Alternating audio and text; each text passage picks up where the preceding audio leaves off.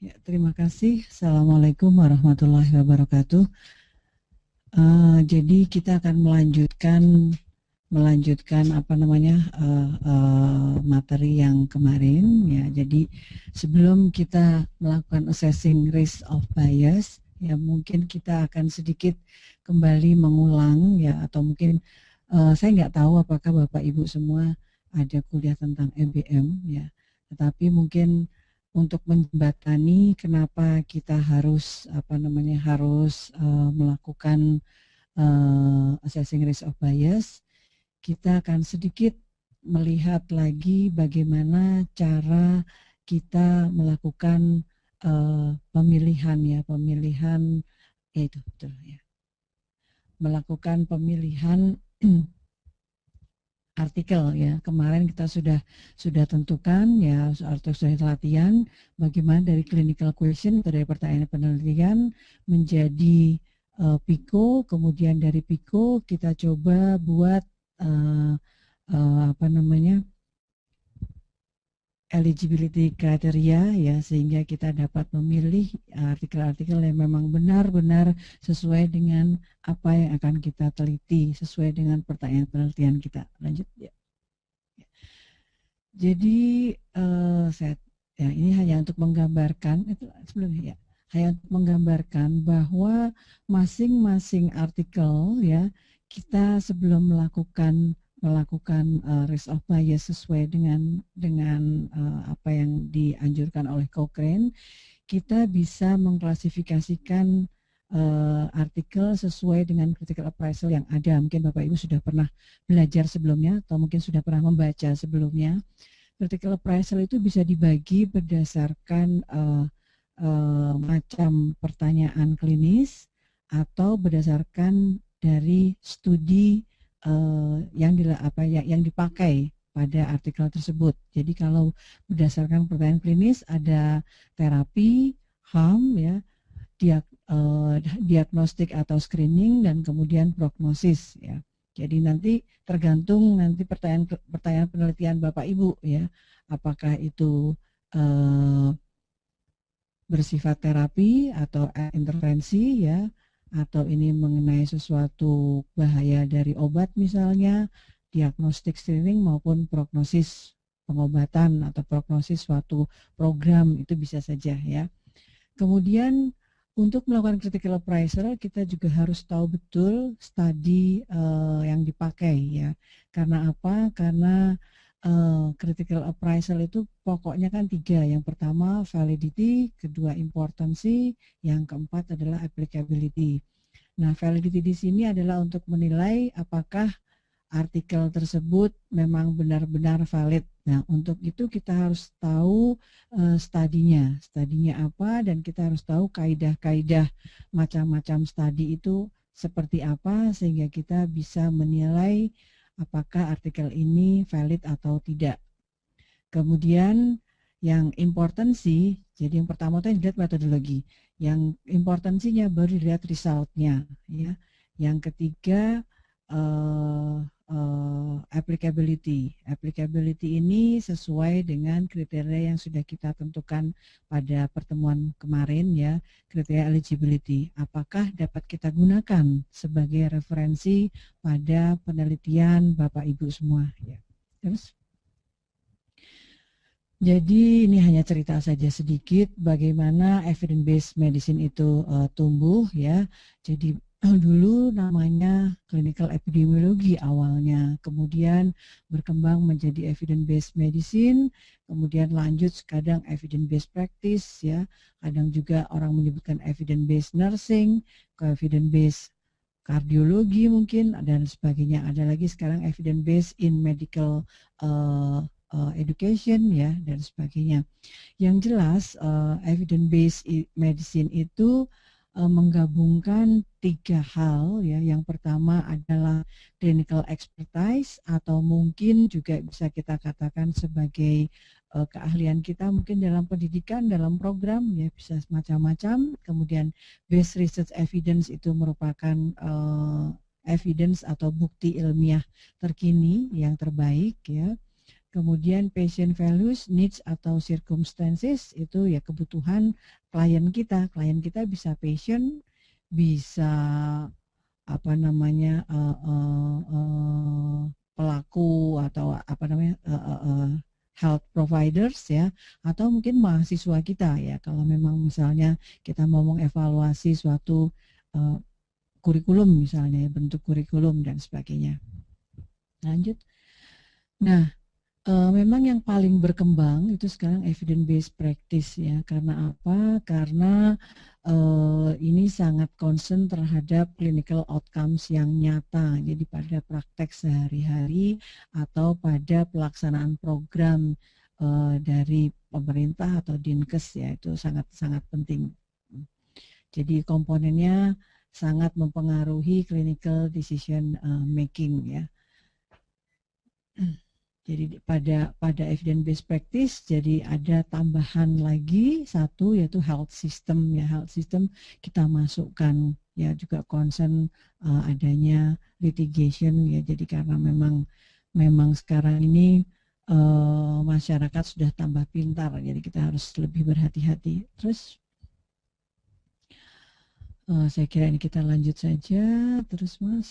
Ya, jadi ini hanya kenapa sekarang interestnya cukup tinggi terhadap EBM ya, karena memang untuk semua tindakan apapun ya kita membutuhkan informasi yang benar-benar valid ya, yang benar-benar baik, karena sebenarnya banyak sekali ya katanya pada satu pasien ya minimal ada 5 clinical question yang muncul. Kalau saya kasih contoh, misalnya ada satu pasien preeklamsia datang pada hari ini, itu bisa muncul banyak sekali clinical question, ya pertanyaan-pertanyaan klinis yang mungkin timbul, yang bisa timbul. Minimal ada 5. Sebagai contoh, apakah hipertensi ini perlu membutuhkan antihipertensi? Kemudian antihipertensi apa yang tepat untuk pasien dengan gejala seperti ini? Perlukah diberikan dexamethasone ya, atau mungkin kapan kita harus melakukan terminasi ya. Setelah itu mungkin apa yang harus kita lakukan ya setelah terminasi. Masihkah kita perlu memberikan magnesium sulfat? Itu sudah 5 pertanyaan yang mungkin timbul hanya dari satu pasien ya. Jadi mungkin kalau pertanyaan ini kalau kita aplikasikan pada rencana penelitian Bapak Ibu, satu pertanyaan penelitian itu bisa muncul pertanyaan-pertanyaan penelitian kecil-kecilnya, anakannya, atau sebagai kalau kita ini ada tujuan umum, terus ada tujuan khusus. Nah, tujuan khususnya itu akan merupakan pertanyaan-pertanyaan anakan dari pertanyaan penelitian yang besar yang bisa kita gunakan dalam mencari artikel ya. Terus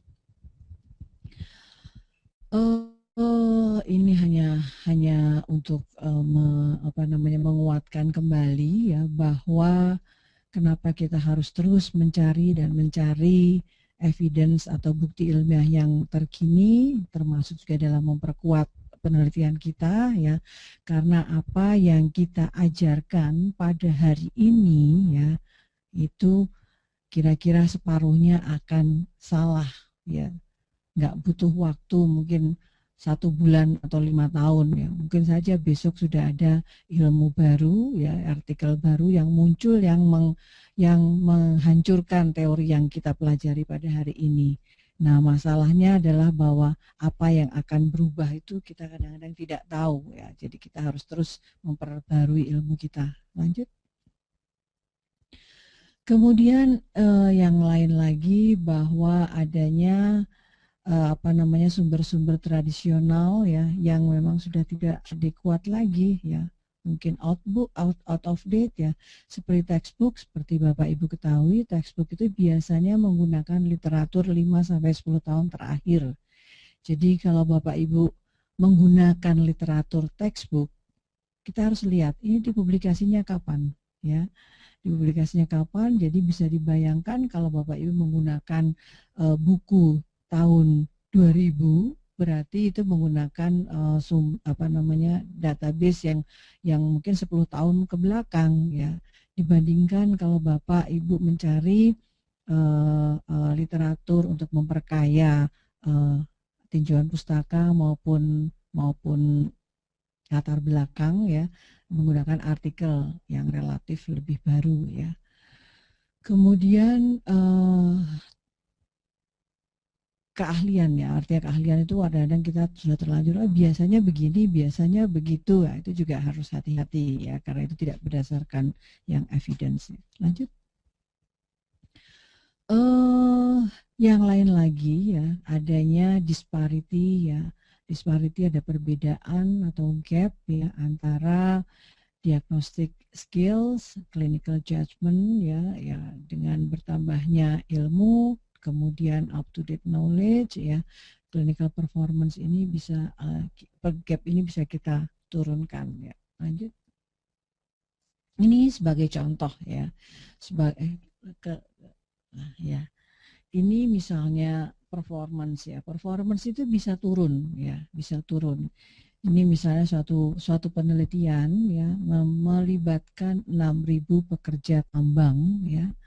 Pekerja tambang kemudian ditemukan ada 300 pekerja yang menderita hipertensi yang tidak terkontrol dan juga tidak diobati ya. Kemudian dievaluasi lagi 3 bulan kemudian ya, dievaluasi lagi untuk melihat kondisi hipertensinya ya.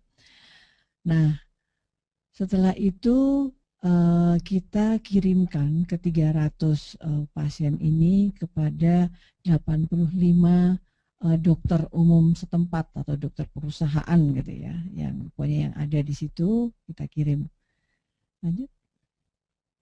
Nah, 6 bulan kemudian kita evaluasi ya, ini only 2/3 yang diobati ya, dan setelah kita lihat determinan ya untuk mengobati ya, keputusan untuk mengobati dan sebagian tidak mengobati itu tergantung dari 4 hal ya. Yang pertama, level dari tekanan diastoliknya, ya, berapa diastoliknya. Kemudian ditentukan juga oleh umur pasien. Kemudian yang lain ditentukan oleh berapa organ yang terkena akibat dari hipertensi ini. Dan ada jangan tidur. Ada faktor lain yang juga mempengaruhi ya, ternyata 3. Mungkin Bapak Ibu bisa nebak kira-kira apa. Cukup mengejutkan ya. Ya. Jadi ternyata faktor lain yang menentukan adalah berapa lama dia lulus dari Fakultas Kedokteran. Ya. Jadi ternyata semakin lama kita bisa semakin deteriorisasi ya berubah dalam melakukan tindakan. Lanjut. Ya, di sini penelitiannya menunjukkan bahwa ada hubungan ya antara knowledge of current base care dengan lama lulus. Ya, kita sebut sebagai slippery slope ya. Semakin tua ilmunya itu terhadap base care ya, terhadap pelayanan yang terbaik itu semakin turun ya. Oleh karena demikian sehingga memang dibutuhkan updating ya. Jadi evidence based medicine sekarang sangat kita butuhkan. Terus yang keempat ini adalah our inability to afford more than a few seconds per patient for finding assimilating. Ya, ini jadi memang kebutuhan kita, dan kita pasien itu datang tiba-tiba ya, atau klien kita itu datang tiba-tiba pada kita membutuhkan jawaban sehingga kadangkala mereka sudah membawa literatur sendiri. Dok, saya sudah mencari seperti ini, menurut dokter bagaimana? Nah, itu yang harus kita perhatikan ya, di sini. Nah, Masalahnya kita nggak punya waktu ya, apalagi kalau misalnya yang praktek itu mungkin akan terasa gitu kan ya. Kalau cuma ngurusi program mungkin ya sebentar saya lihat dulu gitu ya. Nanti kita diskusikan 1 minggu kemudian atau 2 hari kita punya waktu. Tapi kalau untuk urusan pasien kita nggak punya waktu banyak ya. Sehingga di sini EBM dibutuhkan. Lanjut. Kemudian adanya gap antara evidence dan practice ya, termasuk overuse maupun underuse of evidence. Ini akan menyebabkan variasi pada praktek dan juga kualitas dari pelayanan ya. Antara misalnya di sini akademis dengan farmasi gitu ya. Nah, bisa bahaya karena punya tujuan yang berbeda ya, tujuan berbeda sehingga kalau kita tidak tahu EBM-nya dengan baik, kita bisa menggunakan obat-obatan yang tidak punya dasar yang kuat, tetapi hanya berdasarkan kebutuhan orang-orang farmasi saja ya. Terus, nah ini sebagai contoh saja ya, kalau kenapa sih kita harus ngurusi ini semua? Ini kebetulan slide saya buat akhir tahun 2014 pada saat ada conference ya, ada course. Kenapa kita harus ngurus ini semua? Terus ya lanjut ini. Jadi karena ada beberapa hal. Ini political factors. Kita lihat cost of healthcare ya, misalnya kebutuhan untuk pelayanan kesehatan sekarang semakin meningkat, kemudian teknologi dan juga kompleksiti dari kesehatan itu juga sangat meningkat ya.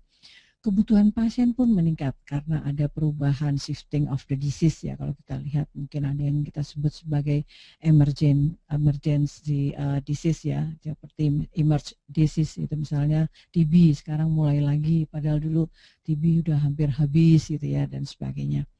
Atau mungkin tadi ya Mas Nova cerita tentang apa?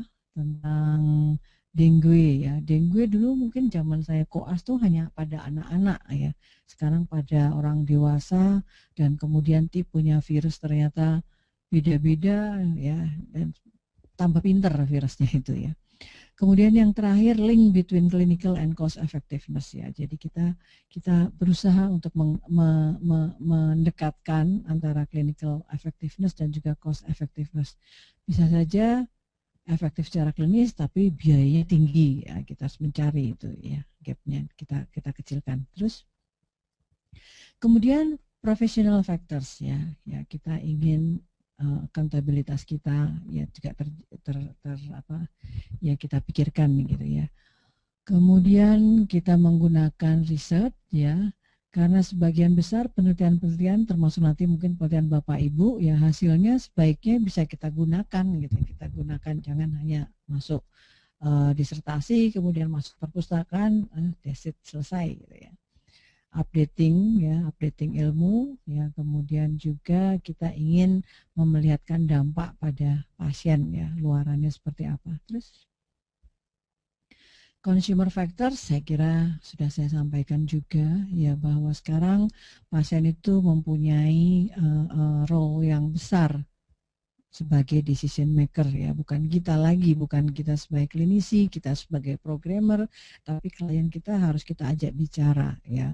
Kenapa? Karena sekarang kalau kita lihat ini komplain sama litigation semakin meningkat. Ini ada suatu penelitian di US ya, bahwa kalau kita lihat total cost ya untuk medical practice itu lebih besar ya lebih besar dibandingkan mungkin pada medical care inflation itu sendiri ya.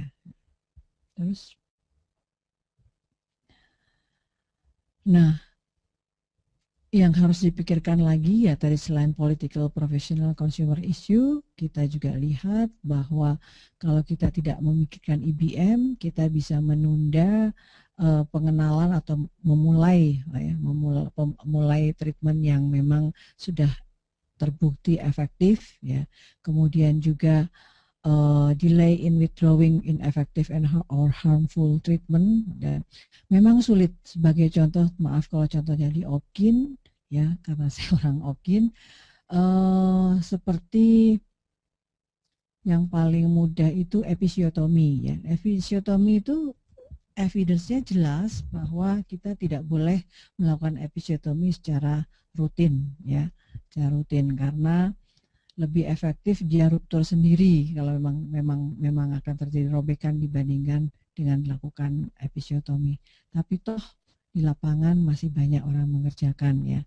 Atau mungkin cukur, ya, saving pada pubes pada saat mau operasi, ya, itu juga sebenarnya tidak perlu, ya, tidak perlu, karena infeksi, ya, akibat pencukuran itu lebih tinggi dibandingkan kita biarkan ada pubesnya dan sebagainya. Terus variasi. Nah, di sini banyak sekali variasi-variasi dalam penanganan pasien, ya. Jangankan internasional, lokal aja mungkin antara Jogja sama Wates atau Jogja sama Klaten itu sudah berbeda. Kadangkala gaya operasi itu tergantung siapa yang mengerjakan, gitu ya. Jadi itu yang harus kita hindari karena pasien semakin pintar, ya. Terus ya, lanjut aja. Nah, sebenarnya kita tidak perlu takut, ya. Sekarang itu banyak sekali artikel-artikel atau publikasi-publikasi yang yang membantu kita dalam mempraktekkan EBM atau dalam kita mencari evidence yang tertinggi sebagai bahan review, ya, untuk latar belakang maupun review untuk mengisi tinjauan pustaka Bapak Ibu pada saat melakukan penelitian, ya. Terus ya sebagai contoh di sini, ya, kita sekarang kan mudah sekali, ya, development of strategy for efficiently tracking down and appraising evidence. Jadi banyak sekali kalau kita lihat di internet pun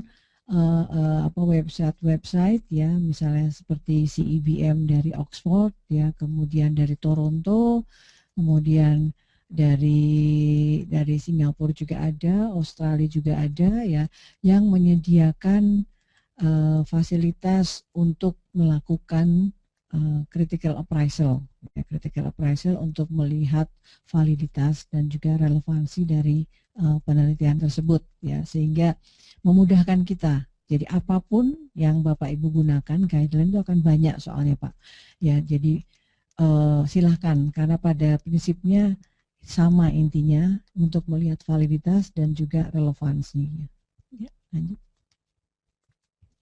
Kemudian sebelumnya kita juga sekarang dimudahkan dengan adanya sinopsis atau summary, ya, dari evidence, ya, yang sudah high quality pre-appraised evidence, jadi sudah dilakukan appraise oleh mereka, ya. Contohnya yang paling gampang adalah Cochrane Library yang menyediakan systematic review yang sudah dilakukan critical appraisal untuk semua evidence-nya, ya, sehingga kita tinggal menggunakan saja, ya, tidak perlu kita lakukan critical appraisal.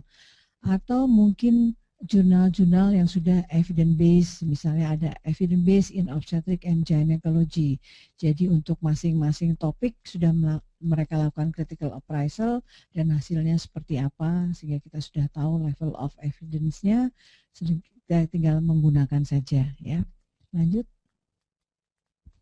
Kemudian adanya sistem informasi, ya, yang sehingga kita bisa mengakses semua resources dengan baik, ya.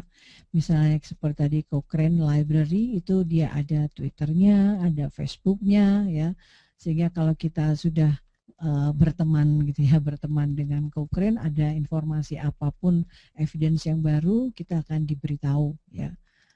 Atau mungkin di satu rumah sakit atau di suatu institusi tertentu tidak mempunyai akses terhadap jurnal-jurnal yang kita butuhkan, dengan adanya link kerjasama maupun link internet ini, kita bisa minta tolong teman kita yang ada di belahan dunia sana untuk mengirim dan mengakses artikel yang kita butuhkan. Lanjut. Kemudian adanya ini, ya, strategi yang efektif, ya, untuk dapat kita gunakan sebagai pembelajar yang apa ya, yang baik ya, lifelong learning gitu.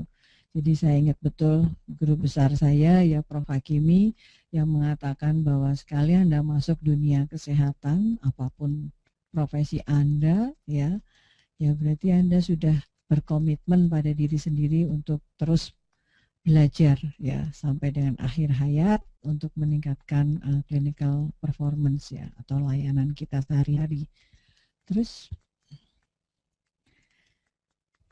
how do we actually practice EBM ya, jadi pertama clinical question ya, jadi tahap pertama clinical question kalau saya aplikasikan pada tugas Bapak Ibu sekarang ini ya pertanyaan penelitian Bapak Ibu ya.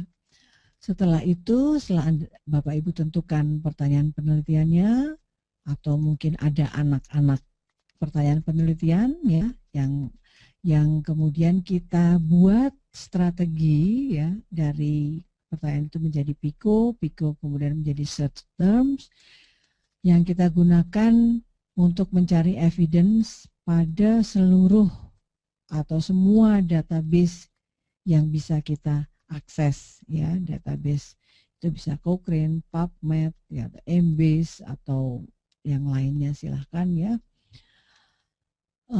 Setelah kita searching, kemudian kita pilih-pilih sesuai dengan kriteria eligibilitas yang kita tentukan berdasarkan PICO ya. Kita lakukan critical appraisal ya, critical appraisal untuk menentukan level of evidence-nya. Level of evidence-nya, oh ya ini valid bisa saya gunakan ya.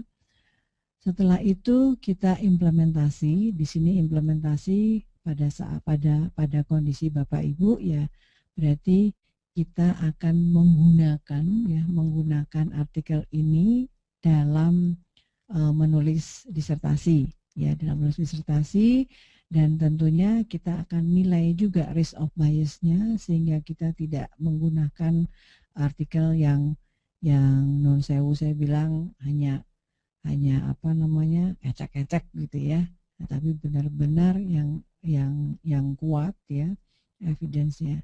Kemudian kita evaluasi artinya pada saat kita nempelkan hasil dari satu artikel ke dalam review kita, oh ini sudah memang benar-benar bagus ya, memang benar-benar bagus sehingga kita tidak perlu mencari lagi. Terus ya. Tapi mungkin sampai di sini kalau ada yang ingin bertanya, ya, bagaimana kita mengaplikasikan critical appraisal dari evidence base terhadap searching kita.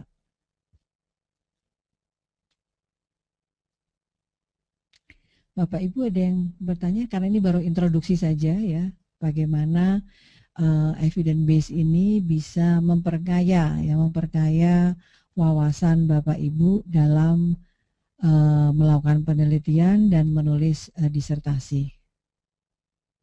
Kalau belum ada, kita bisa teruskan ya.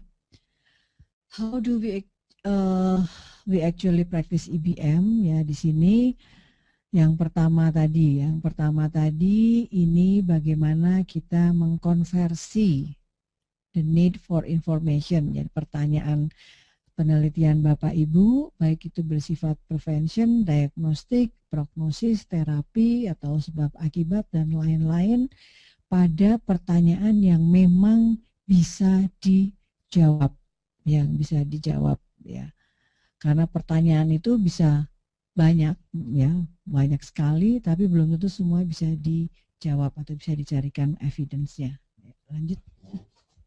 Nah, pada step pertama ini ya tadi sebagaimana kita sudah diskusikan kemarin ya, kita menerjemahkan pertanyaan penelitian ini menjadi relevant question, kemudian kita bentuk pada struktur PICO tadi. Patient tadi tidak harus pasien ya, bisa klien apapun, bisa problem, bisa population ya, intervention, comparison, dan luaran outcome ya.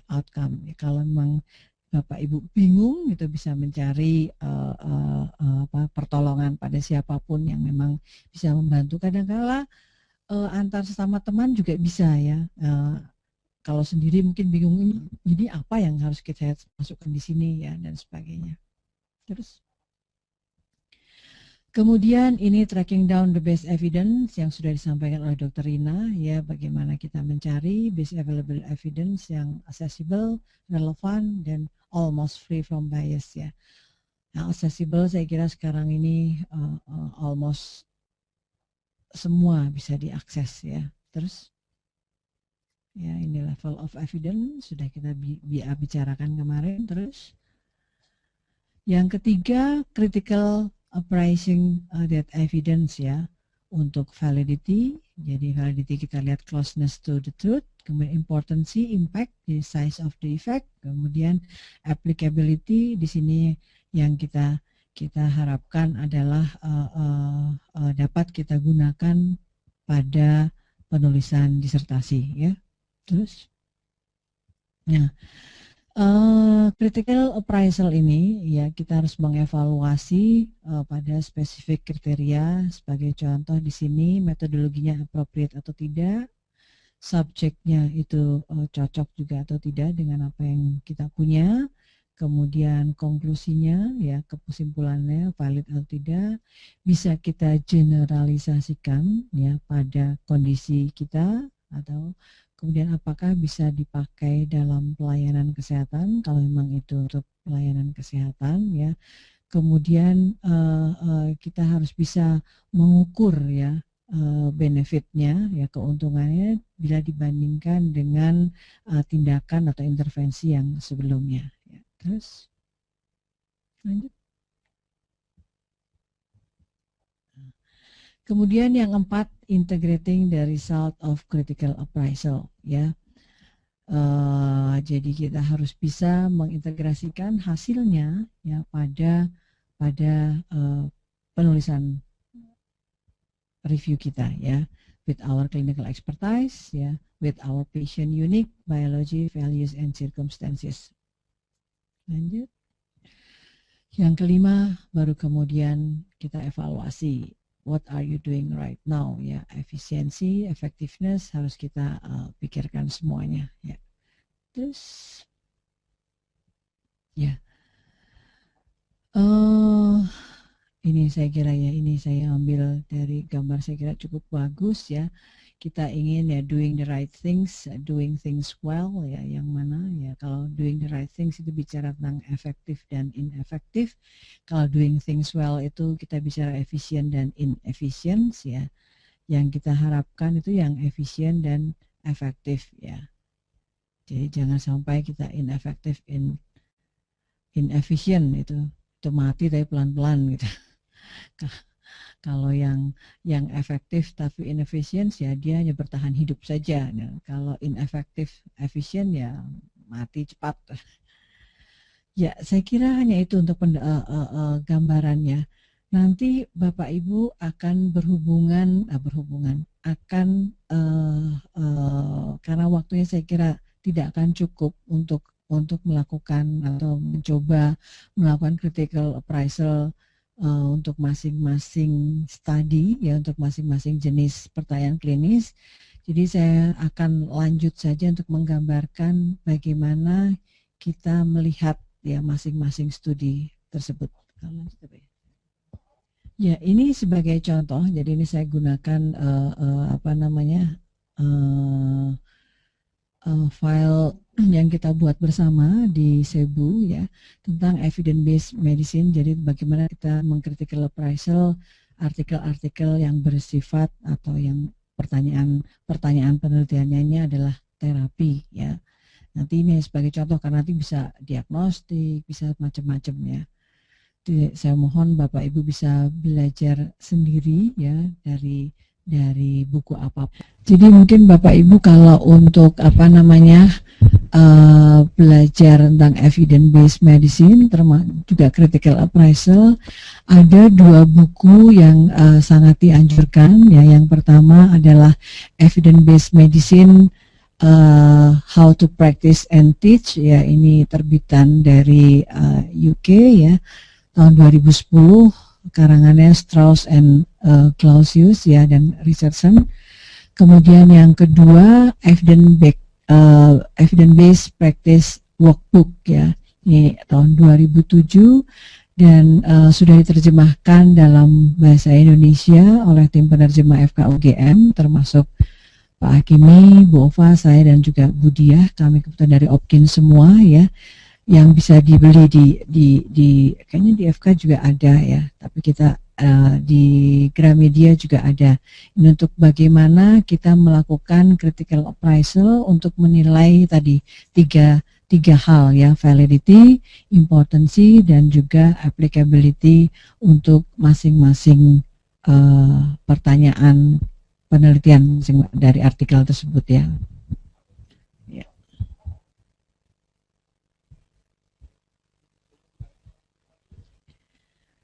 Jadi ya kita lanjut aja. Jadi ini hanya untuk melihat ya bahwa ini contoh ya tragedy in drug use. Kalau kita ingin melihat penelitian-penelitian seperti ini, itu tidak akan ada ini tentang harm ya, tentang harm ya, karena dulu mungkin tidak ada penelitian yang dilakukan sebelumnya sehingga penggunaan thalidomid di etilstilbestrol ini untuk melunakkan serviks ya pada induksi persalinan atau pengobatan antibiotika dengan menggunakan tetrasiklin pada kehamilan ini sangat berbahaya karena bersifat teratogenik ya.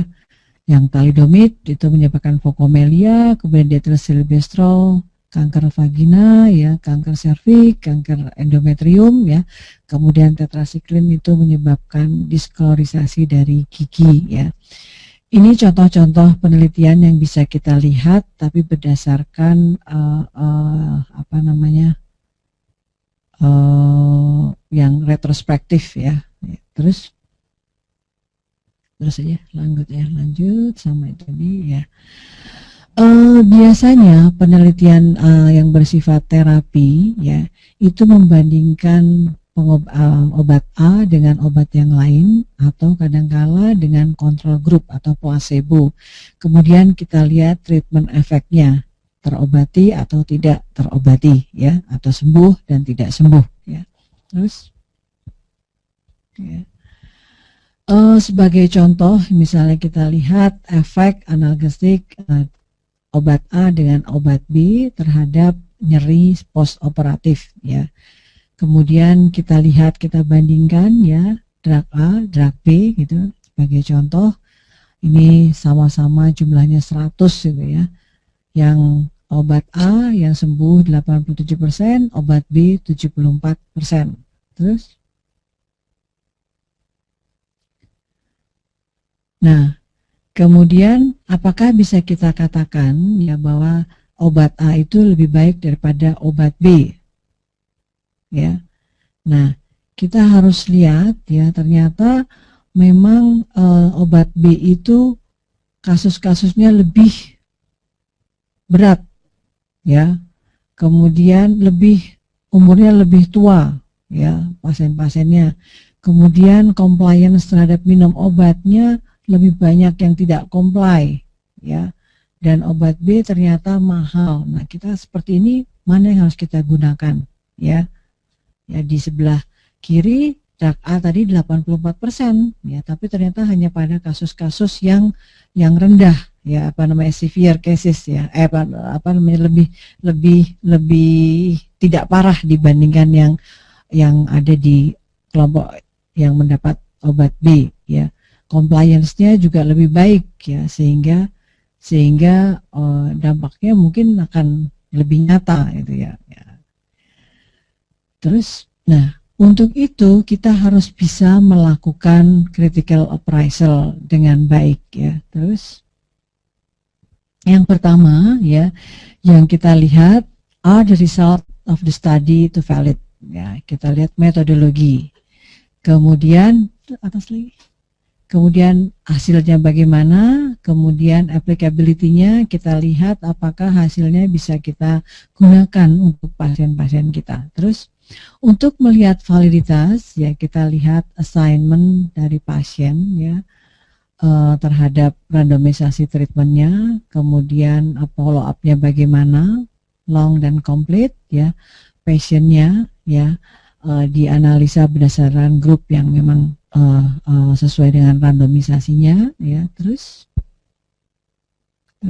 ini sebagai contoh saja dari treatment yang tadi, terus aja, ya, terus. Ya. Jadi macam-macam ya di sini. Jadi objektif dari kenapa randomisasi menjadi hal yang pokok, ya karena ini preventing bias. Kemudian semua orang mempunyai chance yang sama. Kemudian kita ingin bahwa subjek yang masuk dalam kelompok A maupun B itu mempunyai karakteristik yang sebanding, ya, yang tidak jauh berbeda, tidak seperti tadi. Oh ternyata yang grup yang mendapat kelompok B itu karena lebih tua orang-orangnya, gitu ya. Terus lanjut, terus nggak akan saya jelaskan ini, ya, terus saja. Kemudian validitas dari hasil itu kita lihat apakah pasien atau sampel, ya, atau probandus, kemudian orang-orang yang terlibat dalam penelitian, yang mungkin yang memeriksa atau yang melakukan tindakan, dan juga penelitinya itu tidak tahu siap obat-obat tersebut. Jadi kalau yang drug A itu isinya apa sih, drug B isinya apa, ya. Kemudian apakah kelompok pengobatan A dan B itu mempunyai karakteristik yang sama, baik itu dalam penyakitnya maupun karakteristik subjeknya, ya, sejak awal penelitian. Kemudian aside from the experimental intervention, ya, di luar perbedaan jenis obat yang diberikan, apakah kedua kelompok tersebut dilakukan treatment yang sama, ya, equal, ya, tidak berbeda. Contohnya misalnya yang kelompok A itu dilakukan pemeriksaan setiap 2 hari, yang kelompok B juga harus setiap 2 hari, ya. Yang kelompok A diganti perbannya pada hari ketiga, kelompok B juga sama hari ketiga. Kelompok A dilakukan mulai exercise pada 24 jam, ya. Kelompok B juga dilakukan exercise post operasinya setelah 2 jam dan sebagainya, ya. Terus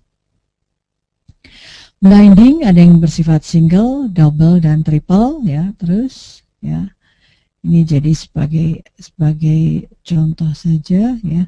Kemudian what were the result, ya, magnitude of the treatment effect, kemudian how precise. Kalau magnitude itu biasanya kita lihat dari seberapa besar, ya, dia dapat menurunkan atau meningkatkan pengobatan, ya. Kemudian how precise itu kalau kita bisa lihat dari confidence intervalnya, ya. Semakin lebar dia semakin tidak precise, ya. Terus kemudian setelah itu kalau ini valid, penelitian ini valid, kemudian hasilnya important, apakah dapat kita aplikasikan pada pasien-pasien kita? Ya, kita lihat is our patient so different, ya, apakah pasien-pasien kita ini berbeda dibandingkan pasien-pasien yang masuk dalam penelitian sehingga tidak dapat kita aplikasikan. Kemudian is the treatment visible in our setting, ya, karena ada beberapa pengobatan yang paling efektif tetapi ternyata tidak visible dilakukan di setting kita karena obatnya mungkin nggak ada atau terlalu mahal dan sebagainya. Kemudian what are our patient potential benefit, ya, artinya keuntungannya dan juga apakah ada harmnya, ya, harm from the therapy, ya, apa efek sampingnya, ya. Kemudian kembali lagi pada patient values and expectation, ya. Jadi kita harus kembalikan lagi pada pasien, apakah dia bisa menerima, ekspektasinya apa, ya, sehingga pasien juga terlibat dalam aplikasi, ya. Itu sebagai contoh bagaimana kita melakukan critical appraisal secara umum, ya, secara umum khusus untuk pertanyaan yang bersifat terapi atau intervensi, ya. Tapi untuk pertanyaan apapun yang penting ada 3 hal tadi yang saya katakan. Pertama adalah validitas berdasarkan metodologi, kemudian importancy dilihat dari resultnya, ya, resultnya bagaimana, valid atau tidak, kemudian presisinya seperti apa, kita lihat confidence intervalnya, kemudian yang terakhir adalah applicability-nya, tergantung dari ketersediaan obat, ya, tersediaan apapun itu, intervensi apapun pada setting kita, dan juga tergantung pada kondisi dari klien kita. Sambil menunggu pertanyaan, monggo Dok dimakan dulu. Ya, ini saya persilakan kepada Bapak dan Ibu peserta telekonferensi webinar program Doktor tahap kedua. Silakan apabila ada pertanyaan untuk mengacungkan tangan terkait dengan critical appraisal dan IBM. Sebelum dijelaskan risk of bias-nya. Oh ya, oke, Ibu Nur Hayati. Ya, selamat pagi, Bu. Selamat pagi. Silakan. Begini Dokter Deti, ketika kita menilai kualitas dari jurnal, kalau untuk yang randomisasi itu hanya dari sampelnya gitu. Kemudian kalau syarat untuk yang kita menilai jurnal itu RCP itu seperti apa nggih? Ya, itu saja. Terima kasih. Kontrol itu bisa placebo, bisa obat yang lain, ya. Itu yang pertama. Yang kedua, kita juga ingin semua sampel, ya, semua calon sampel itu mempunyai chance yang sama untuk mendapatkan kesempatan masuk dalam golongan yang kelompok A, kelompok B, ya. Kemudian kita juga ingin bahwa sampel yang masuk dalam penelitian itu startnya pada kondisi yang sama tanda petik. Kalau ada pun perbedaan itu terbagi rata pada kedua kelompok, ya. Nah, pada saat kita membaca artikel itu bisa kita lihat, ya, bagaimana dia melakukan pemilihan sampel, ya, kemudian kalau randomnya bagaimana, ya, melakukan randomnya. Kemudian kadang pada penelitian yang baik, ya, itu akan tampak, misalnya dia pakai kadang-kala hanya ditulis sebagai komputer base gitu, ya. Nah, kita lihat semuanya, ya, bagaimana dia melakukan sesuai dengan kaidah-kaidah randomisasi atau tidak. Memang untuk melakukan critical appraisal ini kemampuan kita, ya, dalam metodologi penelitian itu sangat penting. Artinya bagaimana mungkin kita menilai validitas suatu artikel kalau kita tidak menguasai metodologi. Nah, tadi contohnya adalah bagaimana kalau kita pertanyaan adalah bagaimana kita melakukan critical appraisal terhadap artikel yang bersifat RCT. Ya, tentunya kita harus tahu RCT itu seperti apa, ya. Jadi saya sebenarnya punya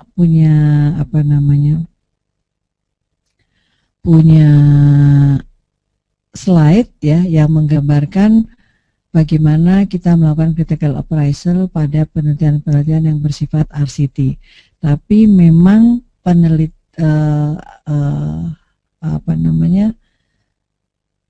Bapak Ibu bisa menggunakan artinya tergantung dari metodologinya tadi itu. Kalau metodologinya sudah Bapak kuasai, itu step-stepnya sesuai dengan apa yang harus kita lakukan kalau kita melakukan penelitian yang bersifat RCT.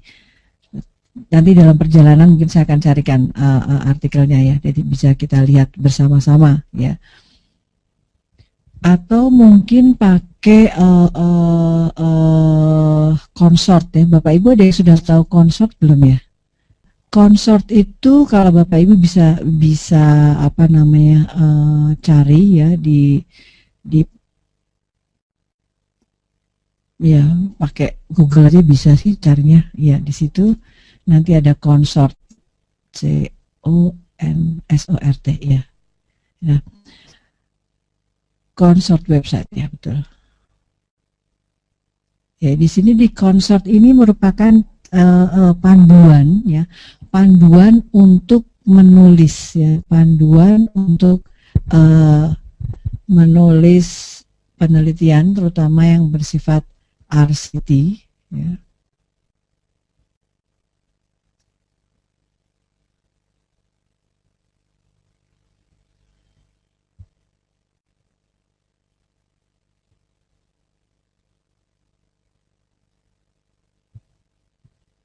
Ada ya. Nah, checklist coba buka checklistnya. Ya.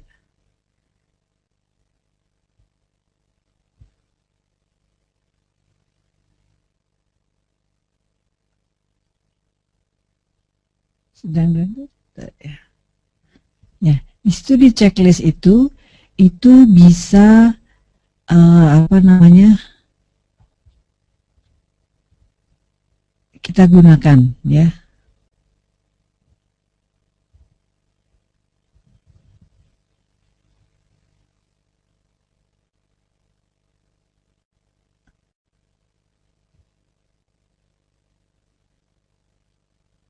Itu bukan,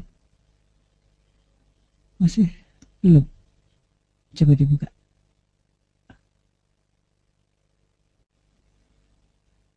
Belum keluar. Iya, nggak bisa digedein ya.